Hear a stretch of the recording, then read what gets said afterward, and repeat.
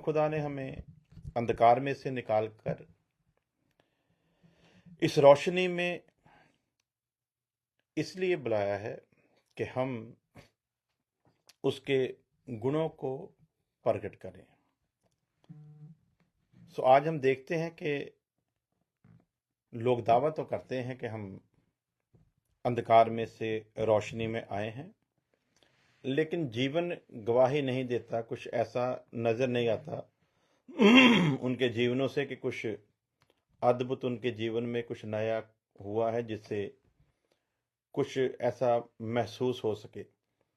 जो रोशनी पाए हुए लोग हैं उनका जीवन जो है वो बयान करता है कि वो रोशनी पाए हुए हैं या नहीं पाए हुए। जिसे अंधकार से रोशनी में बुलाया गया है उसे चाहिए कि बुलाहट को पूरी बारीकी से पहले समझे, जैसा इफिसियों 4:1 में लिखा है, सो मैं जो प्रभु में बंधुआ हूँ तुमसे विनती करता हूँ कि जिस बुलाहट से तुम बुलाए गए थे उसके योग्य चाल चलो।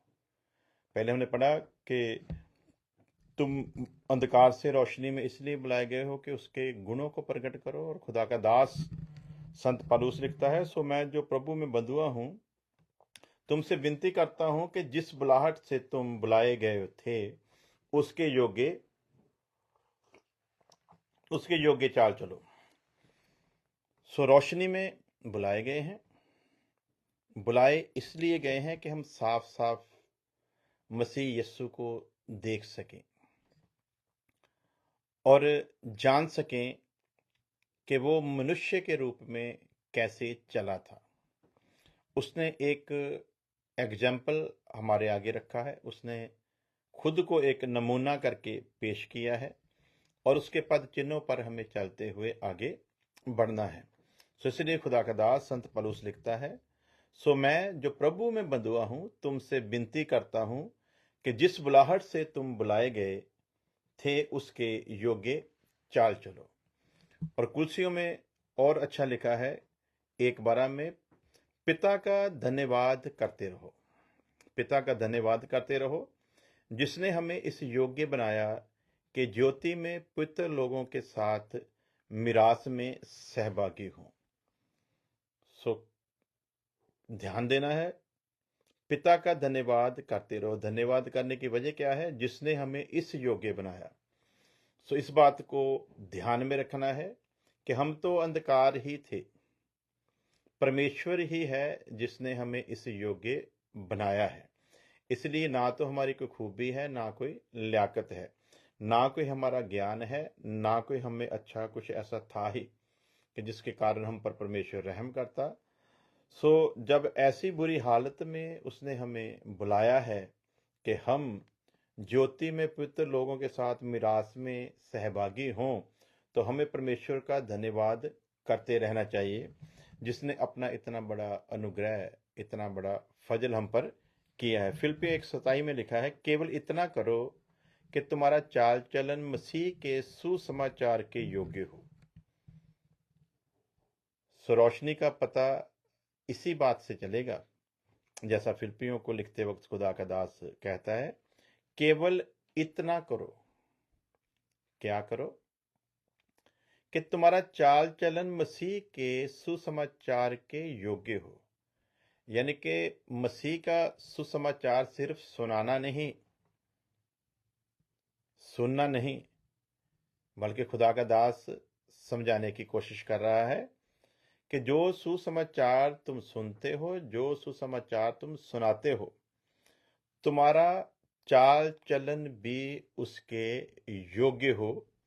चाहे मैं आकर तुम्हें देखूं, चाहे ना भी आऊं, चाहे मैं तुम्हें आकर देखूं, चाहे ना भी आऊं, तुम्हारे विषय में यही सुनूं कि तुम एक ही आत्मा में स्थिर हो। मैं फिर इस वचन को पढ़ना चाहूंगा ताकि हम इसे बारीकी से समझ सकें कि इस वचन के द्वारा परमेश्वर हमें क्या संदेश देना चाहता है। चाहे मैं आकर तुम्हें देखूं, चाहे ना भी आऊं, तुम्हारे विषय में यही सुनूं कि तुम एक ही आत्मा में स्थिर हो, एक चित्त होकर सुसमाचार के विश्वास के लिए परिश्रम करते हो या करते रहते हो, मेहनत करते हो। तो यहां पर एक बात तो हमारे सामने पक्की है कि खुदा का दास फिलिप्पियों की कलीसिया को ये खत लिख रहा है, और यहां पर सिर्फ सेवकों के लिए नहीं, खिदमतगारों के लिए नहीं बात कर रहा, बल्कि यहां पर खुदावंद खुदा अपने दास के द्वारा अपनी इच्छा को हम पर प्रकट करता है। और खुदा का दास खुदा की इच्छा में चलते हुए जो खुदा चाहता है एक रोशनी पाए हुए बंदे से, वही बात को वो दोहराता है कि खुदावंद खुदा ने हमें यूं ही नहीं छोड़ा है कि हम बस रोशनी में आए और इसी बात से संतुष्ट होकर बैठ जाएं, बल्कि वो कहता है कि मैं तुम्हारे पास आऊं चाहे ना आऊं, एक बात मैं देखना चाहता हूं, तुम्हारे विषय में सुनना चाहता हूं, वो ये है कि तुम एक आत्मा में स्थिर रहो। बहुत सारी कलीसियाओं में, बल्कि परसेंटेज के हिसाब से जाए ना, तो 99% कलीसिया ऐसी हैं जिनका दावा तो होता है कि हम रोशनी में हैं, लेकिन अगुआ अगर कुछ समय के लिए उनके आंखों से कहीं इधर उधर हो जाए, अगुआ यदि थोड़ी देर के लिए इधर उधर चला जाए, तो उनकी वो सारी रोशनी जिसका वो दावा करते हैं एकदम अंधकार सी लगने लगती है। अगुआ ना हो तो अगुए की गैर हाजिरी में सारी कलीसिया ही अपने आप को अगुआ बनाकर बैठ जाती है। सारी कलीसिया अपने आप को अगुआ समझने लगती है, और बिना अगुए के उनकी हालत ऐसी हो जाती है जैसे किसी बिन राजा के या किसी बिन चरवाहे के भेड़ों की हालत हो जाए। वहां पर यह सिद्ध करना होता है, वहां पर यह साबित करना होता है कि हमने क्या सुना था, क्या सीखा था, और कैसे हमें एक चित्त होकर, एक मन होकर खुदावंद खुदा के काम में बने रहना है और उसके काम को बढ़ाना है। मेरी कल ही खुदा के एक दास से बात हो रही थी दुबई में। वो इंडिया गए कुछ समय के लिए, और उसके बाद उधर जो पीछे छोड़कर जिनको आए थे, वो अपने आप ही अगुए बनकर बैठ गए। और जब वो वापस पहुंचे तो यहां चाहिए था कि एक सेवक को सुकून मिले कि उसने जो बोया था उसका एक अच्छा रिजल्ट सामने आया है। लेकिन हुआ ये कि जब वो वापस पहुंचे तो जितनी उन्होंने 20-25 साल वहां पर मेहनत की थी, उसका रिजल्ट ये हुआ कि वहां पर बखेड़े खड़े हो गए। और ये अभी नहीं है, ये पहली सदी से संत पौलुस के इस लिखी हुई बात को जब हम देखते हैं तो हमारे सामने ये बात खुलकर आती है।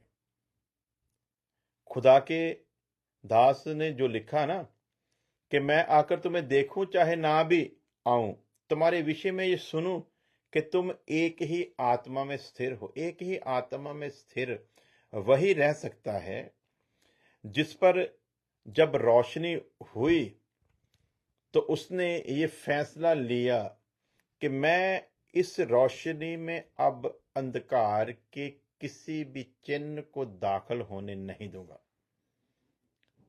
मैं इस रोशनी को बढ़ाने में अपना योगदान डालूंगा, मैं इसे और फैलाऊंगा ताकि रोशनी से रोशनी बढ़ती जाए। पर रिजल्ट उल्टा होता है। वो थोड़ी बहुती जो रोशनी होती है ना, वो भी नजर आती नहीं। ये अक्सर कलीसियाओं में पाया जाता है, और इसके पीछे का जो कारण है ना, वो ये है कि वो लोग आत्मिक जीवन जी रहे नहीं होते। उनके अंदर आत्मा को जिस रीति से काम करना चाहिए, उन्होंने उस रीति से अपने भीतर आत्मा को काम करने नहीं दिया। इसलिए खुदा का दास लिखता है कि तुम एक ही आत्मा में स्थिर, जब आत्मा एक है, सुसमाचार एक है, बपतिस्मा एक है, यीशु मसीह एक है, तो फिर उसके लोग भी जैसे बाप बेटा पाकरू एक हैं। उसके लोग भी हमेशा इसी तरह से नजर आने चाहिए। ये होती है रोशनी में चलने वाले की निशानी, क्योंकि वचन बताता है जो रोशनी में चलता है वो कभी ठोकर नहीं खाता। जो रोशनी में चलता है वो कभी ठोकर नहीं खाता। जो रोशनी में चलता है वो किसी के लिए ठोकर का कारण भी नहीं बनता। तो सिर्फ ये दावा करना कि उसने हमें अंधकार से रोशनी में बुलाया है, लेकिन यदि रोशनी का काम दिखाई ना दे तो फिर वो रोशनी रोशनी नहीं। इसलिए लिखा है ना कि गौर कर, जिसे तू रोशनी समझता है कहीं वो अंधकार तो नहीं।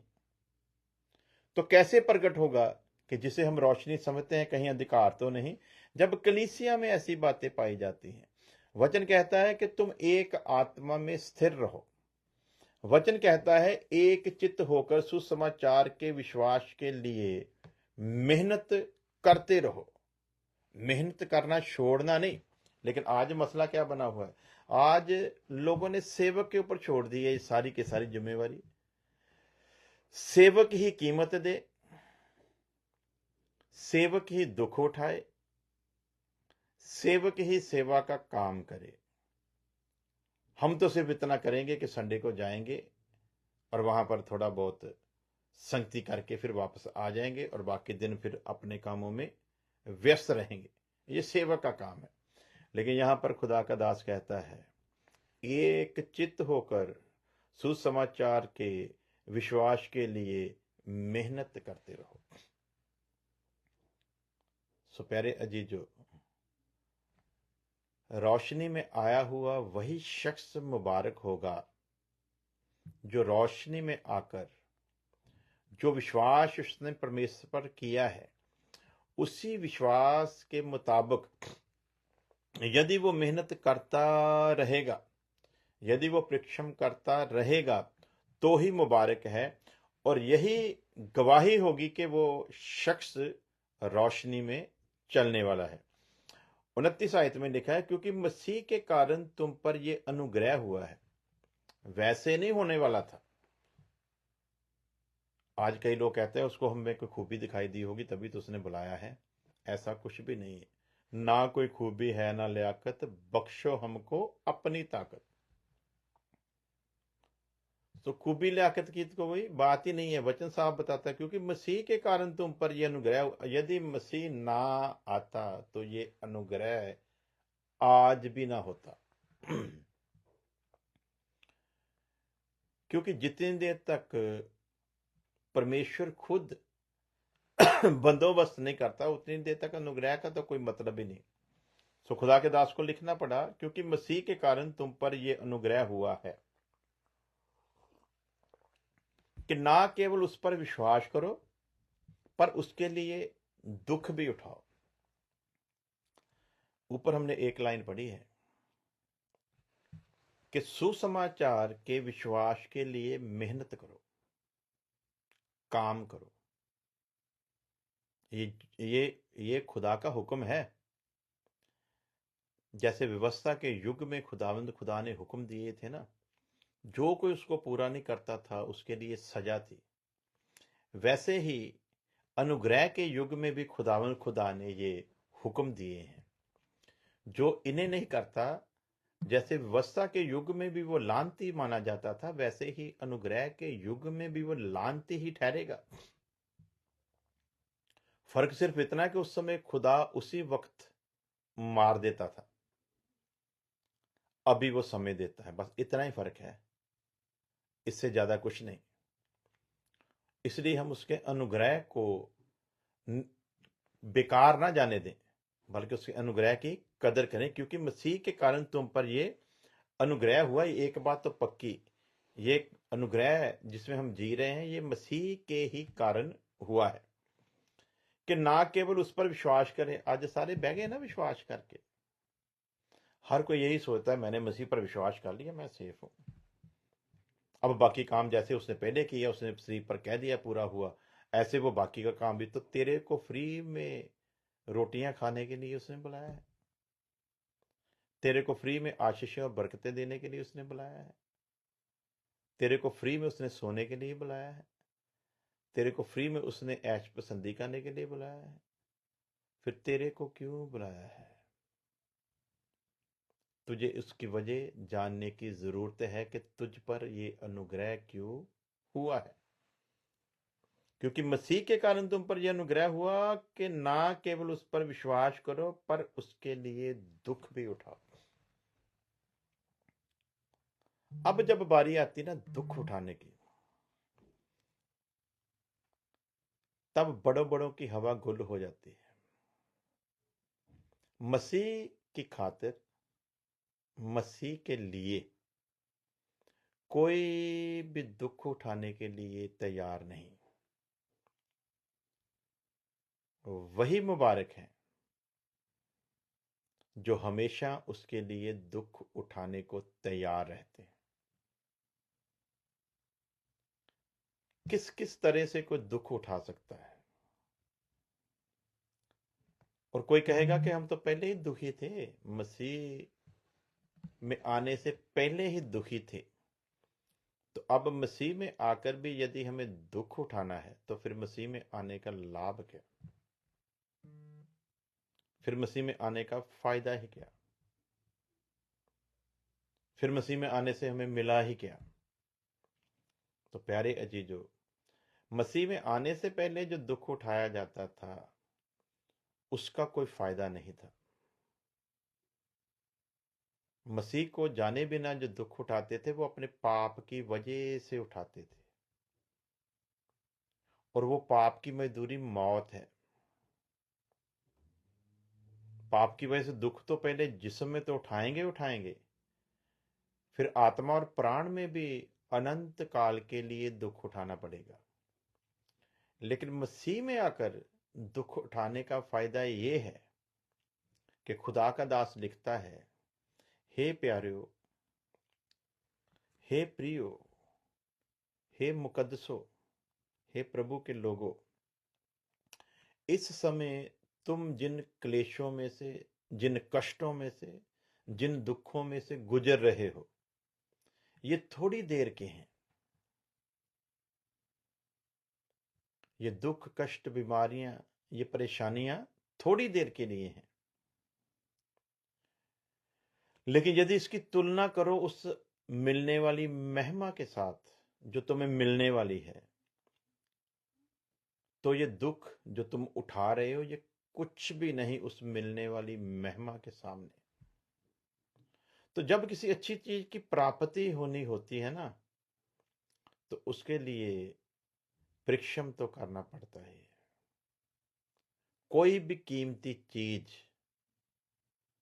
बिना मेहनत किए हुए कभी प्राप्त नहीं होती। शरीर में भी यदि हमें अच्छी वस्तुओं की प्राप्ति करनी हो, उसके लिए भी दिन रात मेहनत में जुट जाना पड़ता है। उसी तरह आत्मा में भी यदि हम अच्छी वस्तुएं चाहते हैं, आत्मा में भी यदि अच्छा इनाम चाहते हैं, तो जैसे शारीरिक वस्तुओं को पाने के लिए भी आदमी को दिन रात मेहनत करनी पड़ती है, उसी तरह आत्मा में भी आत्मिक आशीषों को पाने के लिए भी दिन रात मेहनत करनी पड़ती। बिना मेहनत के कुछ नहीं। आज कलीसिया का जो चेहरा होना चाहिए था वो चेहरा इसीलिए नजर नहीं आ रहा कि वो प्रभु के लिए कुछ भी करने को तैयार नहीं। वचन में बड़े सारे ऐसे रेफरेंस मिलते हैं, पुराने नियम में भी और नए नियम में भी। सेवकों ने कलीसिया की उन्नति, तरक्की, बेहतरी के लिए वो खुदा से जुड़े रहे, उन पर खुदा की लानत ना आ जाए, ऐसे बहुत सारे रेफरेंस मिलते हैं कि वो आंसू बहा बहा कर इनके लिए प्रार्थना करते हैं, लेकिन फिर भी कलीसिया कुछ करने को तैयार नहीं।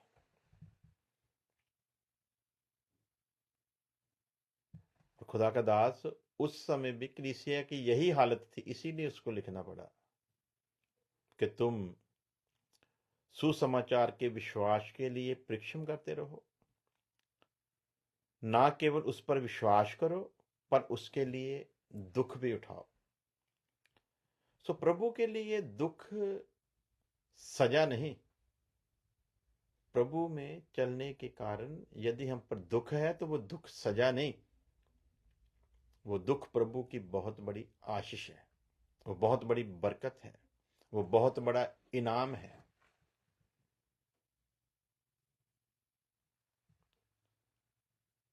प्रभु के लिए दुख उठाना, जिस दिन हम ये ठान लेंगे ना, शैतान के सारे बंधन टूटने शुरू हो जाएंगे। जिस दिन प्रभु के लिए दुख उठाने के लिए फैसला ले लेंगे, उस दिन हमें शरीर में कोई दुख लगेगा नहीं, क्योंकि वचन कहता है प्रभु में, परमेश्वर में की गई कोई भी किसी भी किस्म की मेहनत कभी निष्फल नहीं होती, कभी व्यर्थ नहीं होती। पंजाबी कहते प्रभु च कीती हुई मेहनत कदे बेकार नहीं जाओगी। ਤੇ ਅਸੀਂ ਕੀ ਕਰ ਰਹੇ ਹਾਂ? ਪ੍ਰਭੂ ਦੇ ਲਈ ਅਸੀਂ ਕੀ ਕਰ ਰਹੇ ਹਾਂ? ਅੰਧਕਾਰ ਦੇ ਪੁੱਤਰਾਂ ਨੇ ਤੇ ਦਿਨ ਰਾਤ ਇੱਕ ਕਰ ਛੱਡਿਆ, ਉਹ ਤੇ ਟਿਕਦੇ ਨੇ, ਅਸੀਂ ਪ੍ਰਭੂ ਦੇ ਲਈ ਕੀ ਕੀਤਾ? ਜਿਨ੍ਹਾਂ ਨੂੰ ਅਸੀਂ ਕਹਿੰਦੇ ਆ ਕਿ ਉਹਨਾਂ ਤੇ ਰੌਸ਼ਨੀ ਪ੍ਰਗਟ ਨਹੀਂ ਹੋਈ, ਉਹ ਤੇ ਅਗਲੇ ਰਿੜ ਕੇ 200 kilometre, 300 kilometre, 400 kilometre, 100 kilometre, 50 kilometre लम्मिया पै के जान ਨੂੰ ਤਿਆਰ। ਤੇ ਸਾਡੇ ਤੇ 2-4 ਕਿਲੋਮੀਟਰ ਦੂਰ ਚਰਚ ਹੋਵੇ ਤੇ ਅਸੀਂ ਕਹਿੰਦੇ ਵੀ ਕੋਈ ਲੈ ਜਾਵੇ ਤੇ ਠੀਕ ਆ, ਨਹੀਂ ਤੇ ਸੌਰੀ ਹੈ। ਉਹਨਾਂ ਨੂੰ ਧੁੱਪ ਨਹੀਂ ਰੋਕ ਸਕਦੀ, ਉਹ ਧੁੱਪੇ ਤੁਰੇ ਰਹਿੰਦੇ ਆ, ਸਾਨੂੰ ਗਰਮੀ ਬੜੀ ਲੱਗਦੀ। ਉਹਨਾਂ ਨੂੰ ਬਾਰਿਸ਼ ਨਹੀਂ ਰੋਕ ਸਕਦੀ, ਸਾਨੂੰ ਬਾਰਿਸ਼ ਰੋਕ ਲੈਂਦੀ ਹੈ। ਉਹਨਾਂ ਨੂੰ ਠੰਡ ਨਹੀਂ ਰੋਕ ਸਕਦੀ, ਸਾਨੂੰ ਠੰਡ ਰੋਕ ਲੈਂਦੀ ਹੈ। ਤੇ ਫਿਰ ਹਨੇਰੇ ਦੇ ਪੁੱਤਰ ਤੇ ਚਾਨਣ ਦੇ ਪੁੱਤਰਾਂ ਦੇ ਨਾਲੋਂ ਬਹੁਤ ਵਧੇਰੇ ਚਲਾਕ ਆ।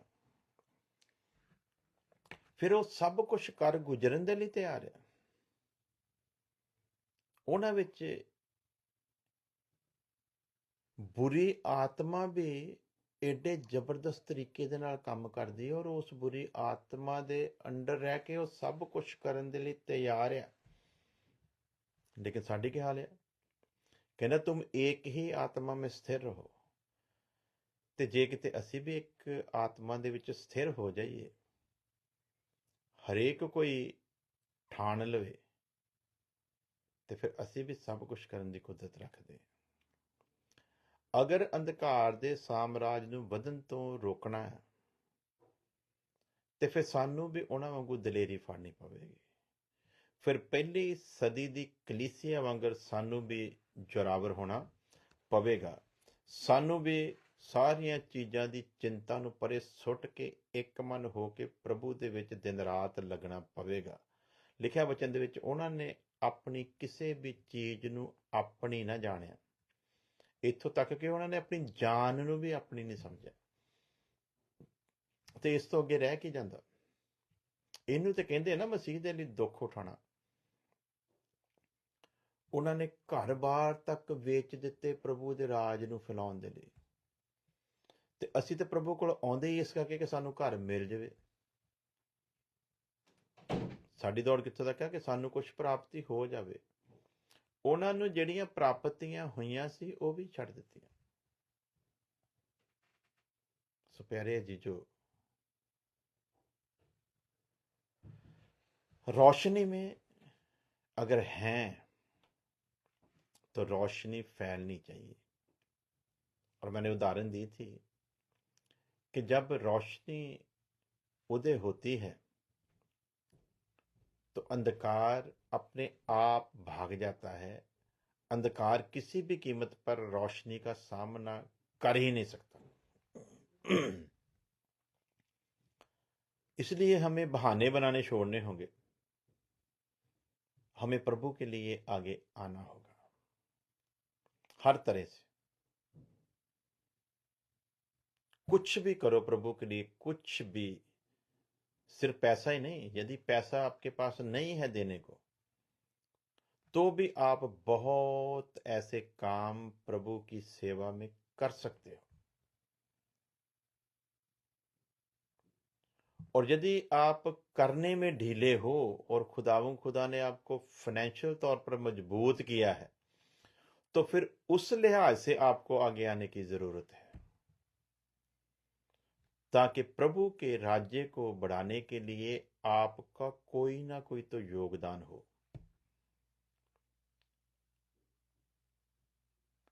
जहां पर हम कहते हैं गलत होता है, वहां पर एक ऐलान हो कि आज 10 करोड़ रुपए की जरूरत है ये काम करने के लिए,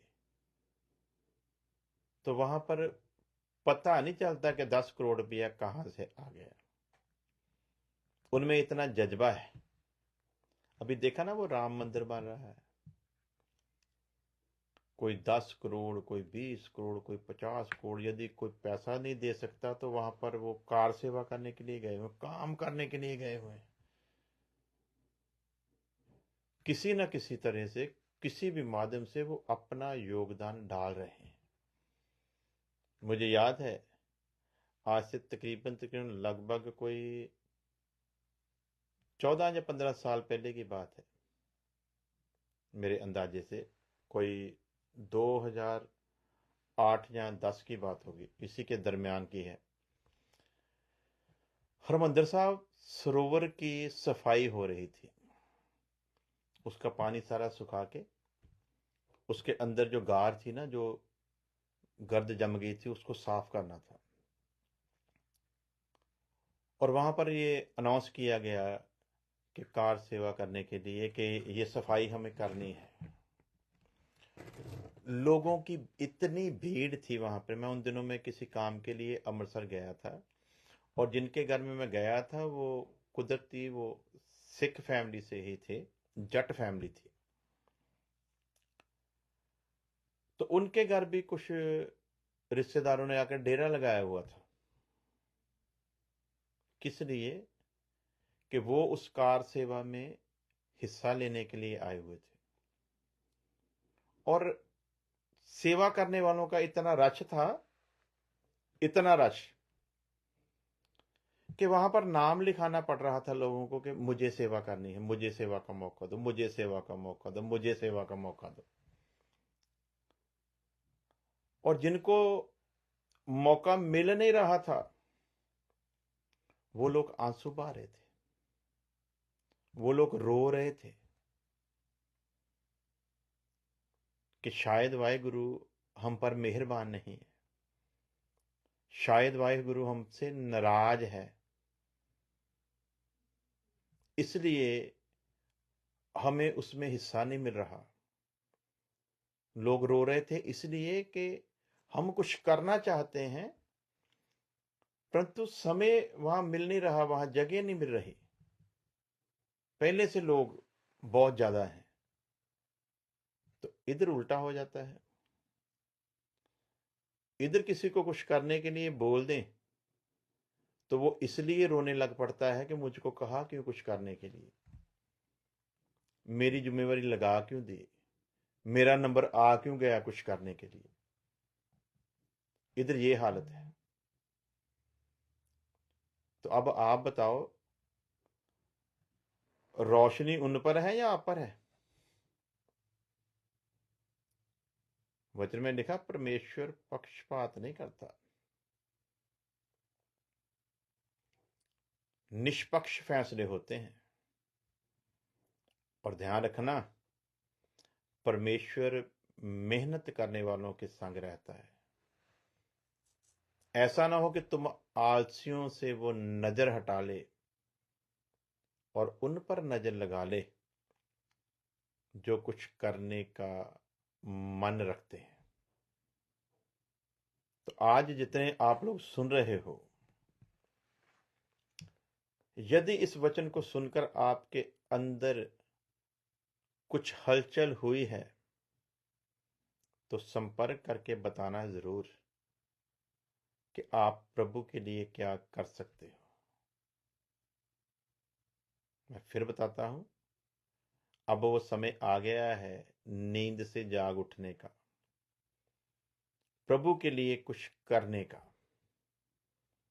और वो कुछ क्या है, वो आपने फैसला लेना है, किसी के कहने पर, किसी के मजबूर करने पर नहीं। लेकिन एक बात पक्की है, वचन आपके सामने, कोई अपनी ओर से मैंने कह नहीं रहा। वचन कहता है तुझे प्रभु के लिए दुख उठाना होगा। दुख उठाने में कई चीजें आ जाती हैं, आहिस्ता आहिस्ता खोलेंगे इन बातों को। उससे ऊपर पड़ा है कि परिश्रम करो, मेहनत करो। और 30 आयत में लिखा है और तुम्हें वैसा ही परिश्रम करना है, तुम्हें वैसी ही मेहनत करनी है जैसा तुमने मुझे करते देखा है। अब हमारी जिम्मेवारी थोड़ी है कि हम काम भी करें, काम करके अपने परिवार को भी पालें, काम करके हम खुदा की सेवा के लिए भी निकलें, काम करके हम रूहें भी बचाएं, और काम करके लोगों के लिए सब कुछ करने के लिए भी तैयार हों, और जिनके लिए ये सब कुछ कर रहे हों वो आराम से बैठे हों। हमको कोई फर्क नहीं पड़ने वाला, क्योंकि जो मेहनत हम परमेश्वर में कर रहे हैं वो थोथी नहीं जाने वाली। उसका अजर आत्मा में तो परमेश्वर हमको देगा ही देगा। लेकिन सजा आप लोगों पर आएगी जो प्रभु के साथ चलते तो हो परंतु प्रभु के लिए कुछ करने को तैयार नहीं हो।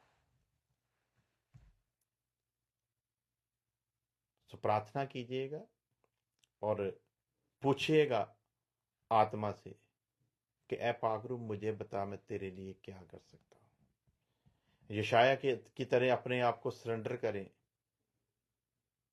और कहें कि मुझे इस्तेमाल कर।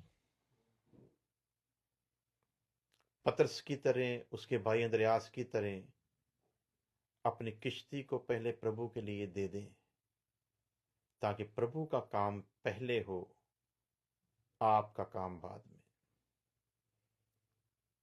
प्रभु के लिए कुछ तो दुख उठाओ ताकि उसका राज्य बढ़ सके और सच्ची तालीम लोगों तक पहुंच सके, वो तालीम जो रूहों को बचा सकती है, जो आपको परमेश्वर के साथ उसके तख्त पर बिठा सकती है।